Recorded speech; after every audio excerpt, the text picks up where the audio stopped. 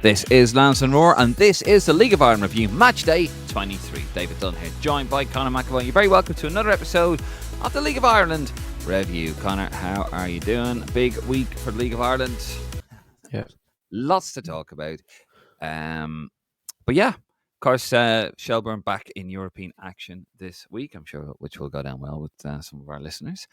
And yeah, all sorts of stuff. How are you doing? You all right? You good? Yeah, I'm good. Yeah, I'm great. It's good to haven't seen you in 5 minutes, but yeah, it's been good. Good to speak about the greatest league in the world again. Another mad weekend. 3 massive games in Europe this week. Obviously, Shels tomorrow, and then Pats. Oh, actually, sorry, 2 Pats on Thursday. I forgot that Rovers have been pushed into the second round of qualifying now. So yeah, it's going to be a good week of European action, and then obviously League of Ireland return as well at the weekend. So we're not going to miss out on anything at all. No, not at all. And of course, if you haven't already, please do subscribe to the channel, YouTube channel that is. Head over to our Facebook, Instagram, and our Twitter account, and head over to lansdowneroad.ie. lansdowneroad.ie. And if you haven't already, please do like the video because it does help. And if you're listening to an audio version of this, give us a 5-star review because that also helps as well. Okay, let's get into it. Let's have a look at the results for Matchday 23. And of course, these are the games played on Friday. Derry City battering Waterford at the Brandywell 7-2. Drogheda United 1-0 winners over Galway United. Shelbourne 3-1 over Cork City at home. And St. Pat's another 0-all draw, but against near top of the table Bohemians. And then of course the day after, Sligo Rovers 2-0 up against Shamrock Rovers, but only managing a 2-all draw. And a very entertaining game of football. So, Conor, the first one we're going to talk about is Derry City 7-2 winners over Waterford. I mean, they were 4-0 up, I think, were they? They were... Yeah, 4-0 up at half time. Yeah, 4-0 up at half time. And then, yeah, just absolutely hammered. 11 shots on target, 14 shots on goal. Derry City really, really showing what they can do, eh? Yeah, they're starting to really kick in the groove. We spoke last week about Derry, how they're really kind of going under the radar. I don't think anyone's going to take them lightly now, and they are really, if they can keep going at this rate, they are in a title race. I know we all think the Shamrock Rovers are going to win the league and kind of have it, I wouldn't say wrapped up, but they have it in the palm of their hand. But I think if anyone's going to run them close, nothing against Bowes, I just think Derry's squad, with the depth they have, they're bringing more players in, they're strengthening their squad. I don't see any reason why it shouldn't be them just challenging. And them, they were absolutely brilliant at Waterford, against Waterford at the weekend. They tore them apart. Michael Duffy has been one of the best players in the league this season. He's kind of another one. He's kind of going under the radar. Maybe it's because he just doesn't play in Dublin, and people obviously naturally see the Dublin teams more. Like 4 assists is outrageous, and it's not like that was just randomly 4 assists. He's been absolutely brilliant all season. Liam Boyce got a hat-trick. There's a reason why he's been Northern Ireland striker in the past and played a lot of international football, because he just has that real quality. And the players like Gavin White, Carl Winchester, they have a really, really, really good side. And I just think that Derry, if anyone's going to push Rovers at this stage of the season, it's going to be Derry, and probably no European football might benefit them a lot. They have their 2 games in hand now, and if they can win their 2 games in hand, they are really on course to no, I wouldn't say catch Rovers, but at least challenging them, and they would probably go into the rest of the season with real confidence that no one can stop them, and it'll at least put a few nerves in Shamrock Rovers' step, because I don't think Shamrock Rovers are really worried of anyone at the moment, but I think if Derry can win their games in hand, it'll put some real pressure on them. Yeah, absolutely. Starting to show a good bit of form there now, and as you said, he won 2 games in hand. They're right back in it. Next up, we'll be talking about Drogheda 1-0 winners over Galway United, who had Kareem on the 50th minute, giving Drogheda a very, very Drogheda win, really, wasn't it? Yeah. Going about it, slipping down, slipped down the tables a little bit. That was the first win in a few games, in 3 games, I believe. So yeah, Drogheda kind of just ticking along, just there up near the top of the table. Still just kind of on the periphery, but still 1 foot in, I suppose. Yeah, it's been a pretty strange couple of weeks for Drogheda. They're glad to get out of the month of June, because it was a disastrous month for them with the whole European situation and not winning that many games. So yeah, July, probably new month, new drugs. They can get back to winning ways, and They were missing a lot of players through injury over the last couple of weeks, and great to see young Dara Kareem step up and on his first start getting the winner. And you could see the emotion when he scored after, running over to Kevin Doherty to celebrate with his manager after, which was really nice to see. And he's a player that's very highly thought of. He's probably been very unlucky not to get more minutes at Drogheda this season. Really, he's someone who's probably ready for first team football, and I think he's took his chance now, and he's really established himself as a real option for their first team.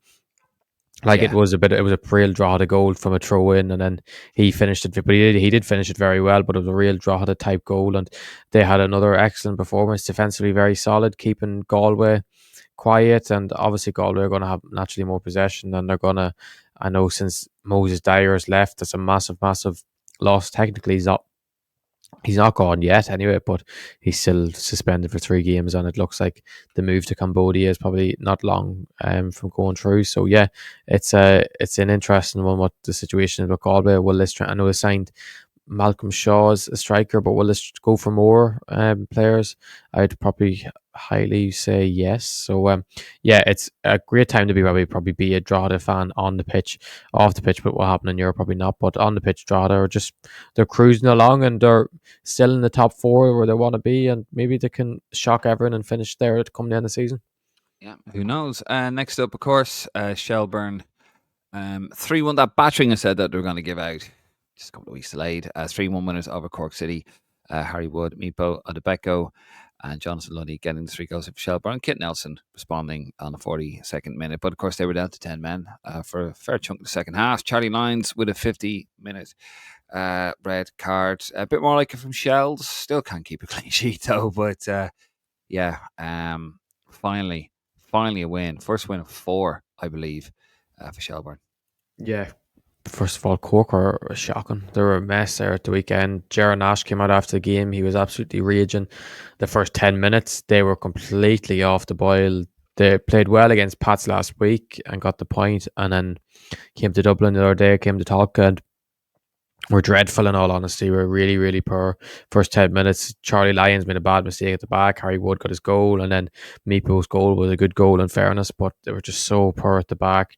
And then they got their goal back, and in fairness, I feel bad for them because the red card, Charlie Lyons' red card, was never a red card. It was, in fairness, it was a shocking refereeing decision, to be honest, which was very, very poor. And it was a decision that really sums up their season so far. No luck, really.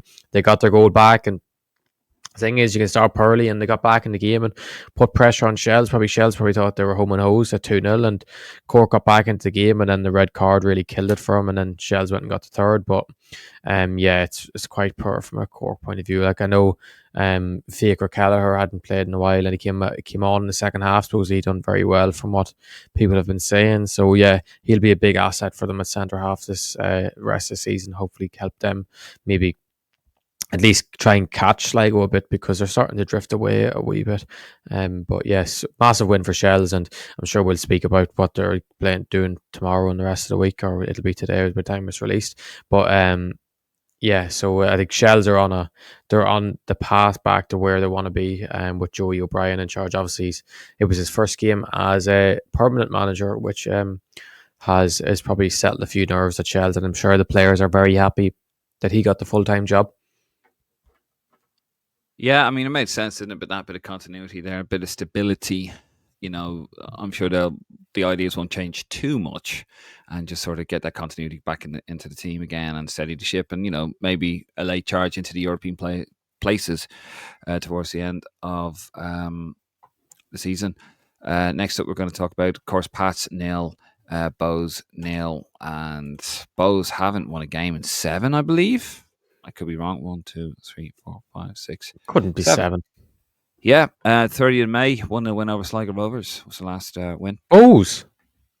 No, Pats. Oh, I thought you said Bows. I was thinking, Bows haven't won a game in 7. No, Pats. Sorry. I must have misheard. Yeah, haven't won a game in 7. Pats, and of course, I mean, this is no mean result. I mean, Bows are near the top of the table. To be fair to them, obviously Pat's getting the lion's share of the shots and the shots on target, etc. But yeah, 0-0 draw. Still no win for Stephen Kenny. No win in 7 and 6 games. Yeah, strange, because Pats actually aren't playing bad at the moment, so it's probably the most frustrating thing that they're actually playing all right and they still can't win.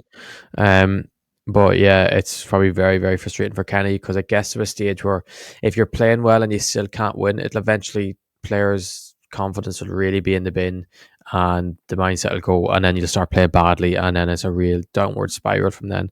I think the big thing with them now is the return of Europe this week is what turned their season around last year. I think it'll do the same again this year, in all honesty, which I think they'll go on another run in Europe, which I think is needed for them to turn their season around. Um, but it's in fairness, 0-0 with a very good Bow side, which Bows really are at this stage, are a very good side. Isn't a bad result for Pats. I think they'll probably be disappointed they didn't really push on and get a winner, but I thought they were the better team. I thought Kean Levy was excellent. I thought Melia was dangerous when he came on. I thought it was a very entertaining Dublin derby. It was a really, really good game of football, and I was glad it was the TV game. But it was really probably disappointing one, probably for both sides, because as we'll talk about with Shamrock Rovers dropping points at the showgrounds at the weekend, Bows could have caught a couple more points on Shamrock Rovers, and obviously they're gone behind Derry now. Derry have overtaken Bows, but yeah, I don't think both teams will be too annoyed, but I do think there'll be a level of slight disappointment that neither team could go get a winner because both teams did have chances to go on and win it, but I did think Pats were slightly the better side. Yeah, no, very frustrating there for. What do you think, for by the Pat. way? What do you think of the Bulls Oasis jersey? That's all right. Yeah, it's decent. I think it's decent. I think It's it's all all right. right. I mean, Yeah. I think though, I have to laugh at Bose when they're going on about all these like projects, and we're very community conscious, and then they were taken to a tribunal there, weren't they, by their former goalkeeping coach? Did you see that? Did you? Yeah. He got the redundancy. He got redundancy, and he got the payment, which Yep. is good And to they see. He got, apologized. yeah. And he At least he got his apologized to him. money. At least he got the money. Yeah, but they apologized to him. What are you apologizing to him for? What's there to apologize to him? You took him to fucking court, or you wouldn't give him his money, and they're going on about this. Now, maybe I don't know the inside out of it as much as some people would, but Dave Henderson, that's his name. I was reading the article there today, and they said, "Oh yeah, we unreservedly apologise for the way that we did the redundancy." The quote from it is, "A sham redundancy carried out in a ruthless and dishonest manner." The WRC finds in favour of Dave Henderson. I just have to laugh at them. Like, they go on about this whole law of we're a community club. Yeah, you do that to one of your employees, and you're found in a court of law, and then you apologise. That winds me up. As a work, that should wind up any working person, really. What are you apologising for? You should have just given the man his money, or you should have just treated him better, and then you come out after the court finds you guilty. Oh yeah, we're sorry about that. Fuck off. That's what I say about that. Very, very Am I volatile, wrong? man. You're very Am I volatile. wrong? Am I wrong though? That's for the comments to the side. But yeah, exactly. I'm not wrong. Am I wrong? You tell me in the comments. Am I wrong? I think it's fucking bang out of order. As a working man, and a lot of you guys are working people out there as well, and to be treated like that by an employer, and you're going on about all these little projects. So that's my opinion on the Oasis jersey. And, I'm sure I'm going to get stick in one of the from a text message. I don't give a fuck. I woke up on the wrong side of the bed this morning, folks. Of course, then the last one there, Sligo Rovers 2, Shamrock Rovers 2. By the way, that story you can read. It's in the Independent. And I read Mark Tighe broke the story on his Twitter account, a friend of the pod. And you can head over there and read it. You need a subscription for it, though. I do believe it's behind a paywall. But it's interesting to show you what these clubs get up to. But anyway, Sligo Rovers 2, Shamrock Rovers 2. Sligo were 2 goals up. And yes, Jad Hakiki with a brace, 9th and 24th minute, and then Daniel Cleary pulled one back just before half time, and then Joshua Honohan on the 63rd minute, I thought was robbed of a position in Luxembourg, but anyway, and they pretty much battered them, didn't they? Some Shamrock Rovers, but there you go. 2-2 draw. Sligo doing well, pulling themselves out of that. Unbeaten in the last 3, by the way, Sligo Rovers. What a turnaround for them, eh? I mean, crawling out of that relegation zone. They're still in the playoff zone, the bad playoff zone. And they're a fair bit off, to be fair. But they're doing really well. Sligo have been excellent. It was, I must say, if I had a season ticket for Sligo, I think it'd be the best season ticket to have of any League of Ireland club. They are unbelievable to watch. They're such a good footballing team. I know they drew at the weekend, and they sometimes drop points from silly positions or someone makes a stupid mistake. But they're such a good side to watch, in fairness to them. And John Russell, you can tell, is a very, very good manager. And if any club in the top of the League of Ireland with bags of money ever lose a manager, I think John Russell will be the first man I would approach, because I think he's absolutely superb. I think Sligo Rovers could go and catch Waterford, to be honest, which I know there's still a bit of a gap there. But I think with the players they have, the style of football they play, I do think it's possible.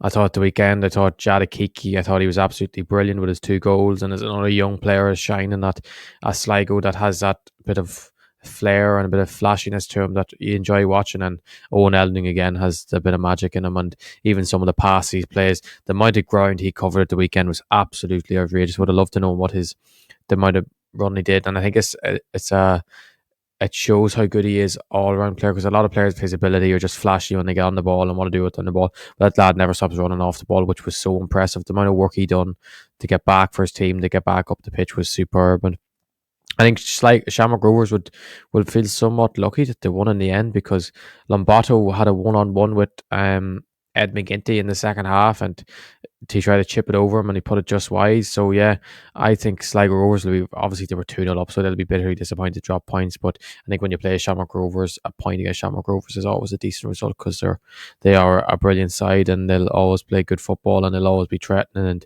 they can bring players off the bench that no team in the League of Ireland has in their starting 11. So yeah, it was a really, really good game of football, proper entertaining game of football. Sligo Rovers have done some very good business. I thought Paddy McLean, James McLean's brother, was absolutely excellent on his debut. I thought he was very, very good. The same with Ryan O'Keefe and the same with James McManus. So there was a lot of rotation in the Sligo team, bringing in lads for the first time, and I think Sligo could catch Waterford. I think that could be my bold prediction for the rest of the season. I think Sligo will catch Waterford, and it's a credit to them, because they're a massive community club, they're fan-owned club, that it's all put in by the fans. So it's the type of club you really want to see do well and get to that next level. Yeah, absolutely. And why can't he catch Waterford? Yeah. Obviously, a bit of news coming out there as well. Owen Elding, there he is. There, he is on the radar of Juventus. Conor, tell us a little bit about that as quick as you can. Yes, come out from the Irish Examiner this week that Juventus are another club that is monitoring Owen Elding, who is, in all reality, has been one of the best players in the League of Ireland this season. No matter what age you look at it, he's definitely the young player of the year so far, without a doubt. And it's no doubt that there's clubs like Juventus or after him. I know there's been a couple of top 6 English sides have come to watch him over recent weeks that are really interested in him. A lot of English clubs are looking for his signature. Interesting is he has no agent. He has his father representing him, which is always a sticky situation. Whether it's a good thing or not, we don't know. We don't know as of yet. And but he's an absolutely brilliant player. I think any club in England would be lucky to get him. Anything club in Europe would be lucky to get him. It's interesting now that he's 19, because he's not really going to go into a club and go into an academy. I don't think would be the right move at all. So it'd be interesting, would he go to a top team and then get loaned from there, or would he get or would he get a chance in the first team? So it'll be interesting to see what the future lies for Owen Elding, because he's such an unbelievable talent, such a joy to watch, and I think he's as good as anyone in the League of Ireland at the moment, really. And if you went to a club like Juventus, they have a side that now plays in Serie C. So would that be the sort of thing they would throw the idea at them, go play in the Serie C side for a year or two, and then go until the summer and then come into the first team at the pre-season? Because obviously he'll be leaving. I think it's extremely unlikely that we see him leave this summer. He'll leave in January. So yeah, I think he's an unbelievable player, and I can't wait to see what lies next for him. Grand. And quickly before we wrap it up, obviously tonight, Shelburne are in action against Linfield. Back in the Champions League. Oh, I was going to say tonight. I was going to say there's I don't know if you mentioned. I was like, there's no Shels game tonight, but when this is uploaded, it will be. Here we go, tonight. Conor. It will be tonight. I was going to slag you. I was thinking, but yeah, I cannot wait, Dave. It's gonna be a great spectacle. Tolka's gonna be rocking. It's gonna be the first Champions League game there in nearly 20 years at Tolka Park, and it's gonna be a real occasion. North versus South. Ireland versus the north of Ireland, and it's going to be 2 very good sides. In fairness, a lot of people will probably be writing Linfield off, which I think is wrong, especially when they're playing Shels, who haven't been in great form this season. I think that Shels would be very, very dangerous in Europe. I think they've the type of players that can do very well on the counter attack. I think you're like Harry Wood, and I think Meepo in particular in European games. I know Linfield did dominate possession against, but most European teams might have slightly more possession. Meepo on the counter could cause real damage, and I think Shels should go into the game full of confidence after winning the weekend that they can go and they can maybe go win 2-0 tomorrow or win 2-1 or 1-0, but I just really hope that Shels don't give Linfield real hope tomorrow and they draw 0-0 or draw 1-1 or something that brings it back to Windsor Park and puts all the favour in Linfield's hands. But yeah, I'm really looking forward to it. It's going to be a great spectacle. It'll be a good spectacle for the league that we don't just have. I don't want to against Shamrock Rovers. We don't just have Shamrock Rovers represent us in the Champions League every year. And then we have beautiful Pats playing on Thursday night, which I think will be another great occasion. Pats have, as I said earlier, last season they were crap until they came to Europe, and then Europe literally turned their whole season around. They were so unlucky not to even qualify for the Europa Conference League, which is mad when they play a team like Istanbul Başakşehir in the playoff round, and they play Hegelman from Lithuania, which will be obviously, if you said Pats were at the best, Pats would probably go in as heavy favourites, but Pats have been so average as of late that you just don't know what could happen, especially when the first leg's at home, I believe it is. I can't remember all of us, might be wrong, but yeah, so it's going to be a great tie for them. I'd say they're absolutely buzzing for it. Their fans, I think form kind of goes out of the window once you start going into European matches, that one win in Europe will really set you momentum. You're kind of not relying on league momentum taken in. Obviously it does help, but yeah, they play at home the first game, so they travel to Lithuania next week, so I'm really looking forward to that as well. So it's going to be a great week for League of Ireland action. Yeah, best of luck to all the teams involved in Europe. Right, before we go, we're going to have a little look at the league table and then talk about, well, we're going to show you the fixtures for the upcoming weekend ahead. Shamrock Rovers on top, obviously 2 games more than Derry City, but makes it very interesting. They won 2 games in hand. And then they're only 3 points behind Shamrock Rovers, and they have a chance to do that this weekend. So Derry in second, Bows in third and 38 points. Also have a great opportunity as well to catch up in Rovers. Drogheda United 25 games on 38 points. Of course, no Europe for them. Shelburne 25 games on 35 points. Pats 25 games on 32 points. It's 6th. 7th, you got Galway United 23rd games played with 29 points. Waterford in 8th. They've 23 games played and only on 27 points. And Sligo Rovers crawling towards the light.